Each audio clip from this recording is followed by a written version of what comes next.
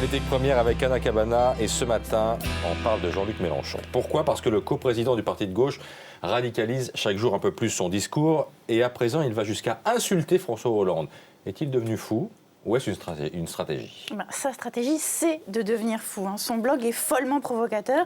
Hier, il a mis en ligne un communiqué, alors on va le regarder, pour réclamer l'abrogation du délit d'offense au chef de l'État, au motif que la Cour européenne des droits de l'homme vient de considérer que ce délit porte atteinte à la liberté d'expression. Alors en vérité, on comprend bien que Jean-Luc Mélenchon veuille abroger le délit d'offense au chef de l'État. Il suffit de voir comment lui, Mélenchon, offense Hollande, puisque ses attaques les plus outrancières, il les réserve à Hollande. Il faut le voir et le lire pour le croire. Sur son blog, il reproche au président d'avoir été, je le cite, en dessous de tout sur la mort de Chavez, pire qu'on pouvait le craindre, écrit Mélenchon.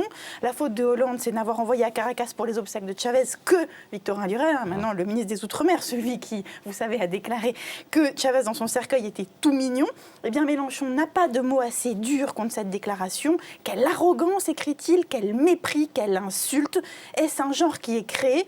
Est-ce le style Monsieur Petite Blague qui devient celui de la France, demande-t-il. Monsieur Petite Blague, c'est le surnom qu'avait donné Laurent Fabius à François Hollande pendant la campagne. Eh bien, absolument, et c'est la preuve qu'à travers Victorin Lurel, qui n'est qu'un prétexte, c'est Hollande que Mélenchon vise et attaque. À la ligne suivante, d'ailleurs, le coprésident du parti de gauche va encore plus loin. Doit-on se préparer à commenter la tête qu'aura Pépère dans son cercueil le moment venu, interroge-t-il. Pépère, c'est le surnom de François Hollande dans le Canard enchaîné, et donc on a bien compris. Mélenchon parle de la future dépouille de François Hollande.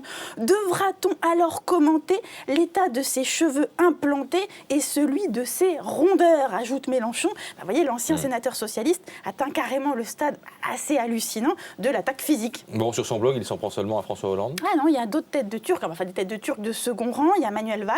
Dans le même billet, Mélenchon accuse Valls d'avoir fait crever un œil à un sidérurgiste. Allusion, vous savez, à ce jeune intérimaire belge d'ArcelorMittal qui a perdu un œil après avoir reçu un tir de flashball.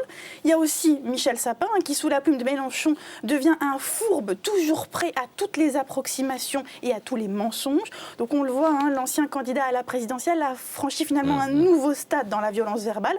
Mais attention, il n'a pas pété les plombs. Il faut voir une chose, c'est que monter le ton, comme il dit, cliver, c'est sa stratégie. Et ça l'isole. Même les communistes ne tolèrent plus franchement ses excès.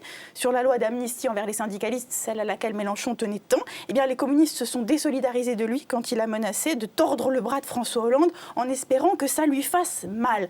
Il y en a un autre qui se désolidarise de lui, c'est son ex-complice Julien Drey, qui l'accuse désormais de faire le jeu du Front National. En général, a dit Drey, quand il y a défaite et chaos, ça ne profite pas à la gauche, ça profite à d'autres extrêmes, l'histoire l'a montré.